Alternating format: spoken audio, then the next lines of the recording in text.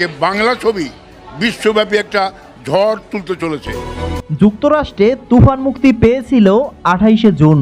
হলিউডের সেরা তারকা ও প্রোডাকশন হাউজের মুভিগুলো মুক্তি পাওয়ায় তুলনামূলক কম স্ক্রিন পেয়েছে তুফান। তারপরও আমেরিকায় বাজিমাত করেছেন শাকিব খানের এই ছবি। আমরা একটা যুক্তরাষ্ট্রে নতুন রেকর্ড করতে যাচ্ছি।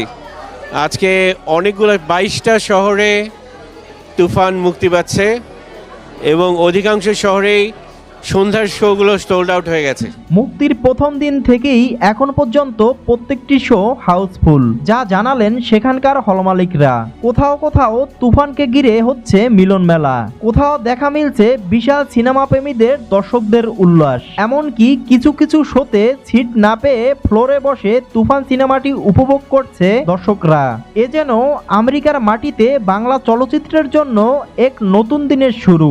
বাংলাদেশের সবগুলো হলে তুফান হাউসফুল হওয়ায় 3 সপ্তাহে 35 কোটি টাকার মতো আয় করেছে, যা এখনো চলমান রয়েছে। এর মধ্যে আরো চমকপ্রদ খবর হচ্ছে, আমেরিকার মাটিতে তুফান মুক্তির 13 দিনে আয় হচ্ছে রমরমা। এরই মধ্যে কেবল যুক্তরাষ্ট্রে প্রদর্শিত 19টি স্ক্রিন থেকে $1,20,000 বেশি আয় করে ফেলেছে।